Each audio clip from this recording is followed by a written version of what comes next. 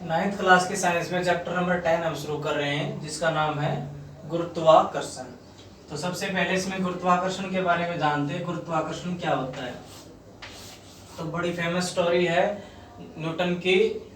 क्या कि जब न्यूटन एक बार उसके सेब के वृक्ष के नीचे बैठा था, तो एक सेब वहां से नीचे की तरफ गिरता है। तो वो सोचता है कि ये जो सेब है, ये एप्पल नीचे की तरफ ही क्यों गिरा, ऊपर की तरफ क्यों नहीं गया। तो उसने वहां से सोचना शुरू किया और एक रिजल्ट निकाला कि जो अर्थ है, हमारी जो पृथ्वी है, वो हर एक वस्तु के ऊपर गुरुत्वाकर्षण का बल लगाती है।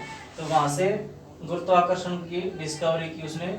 और ना केवल एप्पल ही नहीं, बल्कि जो चंद्रमा है उसके ऊपर भी अर्थ है वो फोर्स लगाती है, किसका? गुरुत्वाकर्षण का। और ना केवल चंद्रमा पे, बल्कि सभी जितने भी ग्रह हमारे इसमें यूनिवर्स में, सभी एक दूसरे को गुरुत्वाकर्षण या अट्रैक्शन वाले फोर्स से एक दूसरे को अट्रैक्ट करते हैं, एक दूसरे को अपनी तरफ आकर्षित करते हैं। तो गुरुत्वाकर्षण क्या हो जाएगा? वह बल जो किसी भी दो वस्तुओं को आकर्षित करता है। कोई भी दो वस्तु है हमारे पास, चाहे वो छोटी हो चाहे वो बड़ी हो, ठीक है। तो दो वस्तु कोई भी हम मान सकते हैं। दो वस्तु मान ली हमने, ए और बी।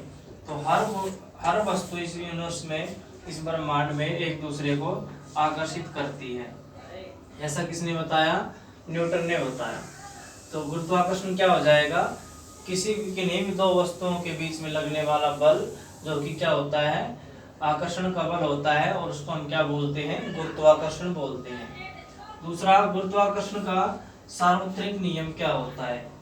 गुरुत्वाकर्षण का सार्वत्रिक नियम का मतलब क्या है कि ये जो नियम है सारे ब्रह्मांड के लिए एप्लीकेबल है। तो क्या नियम है ये? विश्व की प्रत्येक वस्तु अन्य वस्तु को एक बल से आकर्षित करती है।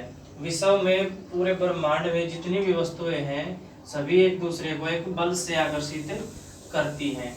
तो वो जो बल होता है वो किसके बराबर होता है? वो होता है दोनों पिंडों के द्रव्यमानों के गुणनफल के समानुपाती। दो पिंड यानी कि कोई भी दो वस्तु है, उनके जो द्रव्यमान है, द्रव्यमान मान लिए एक का m1 है और दूसरा का m2 है, तो इनके गुणनफल के जो फोर्स आएगा वो इनके गुणनफल के समानुपाती। मतलब जितना वैल्यू इधर बढ़ेगा उतना ही वैल्यू इस तरफ बढ़ेगा। तो जो बल होता है उसके तो समानुपाती होंगे, और दूसरा उनके बीच की दूरी के व्युत्क्रमानुपाती होता है। ये दो मास है हमारे पास, m1 m2, इनके बीच में जो दूरी है वो हमने क्या मान ली? r मान ली। तो इस दूरी के व्युत्क्रमानुपाती होगा वो जो बल आएगा हमारा वो। तो यहाँ से F है वो m1 m2 के डायरेक्टली प्रोपोर्शनल हो गया, मतलब समानुपाती हो गया। और जो दूसरा F है वो इनवर्सली प्रोपोर्शनल किसके हो गया? व्युत्क्रमानुपाती किसके हो गया? दूरी के स्क्वायर के। तो यहाँ से हम लिख सकते हैं F directly proportional m1 m2 divide by r का स्क्वायर। तो यहाँ से इसको प्रोपोर्शनलिटी को हटाएंगे तो एक कांस्टेंट वैल्यू लेंगे, उसका नाम हम क्या रखेंगे? g। और उसके बाद हम लिख देंगे m1 m2 और डिवाइड बाय r का स्क्वायर।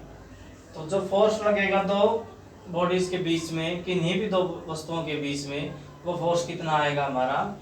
ये हमारी कांस्टेंट वैल्यू है, ग्रेविटेशनल कांस्टेंट के नाम से हम इसको जानते हैं। तो ये हो जाएगा हमारा दोनों का जो मास है, जो द्रव्यमान है, उनका तो गुणनफल, और जो दूरी है दोनों के बीच की, उसके स्क्वायर के बराबर हो जाएगा। तो ये जो नियम है ये पूरे ब्रह्मांड के लिए एप्लीकेबल है, इसलिए इस नियम को गुरुत्वाकर्षण का सार्वत्रिक नियम भी कहते हैं।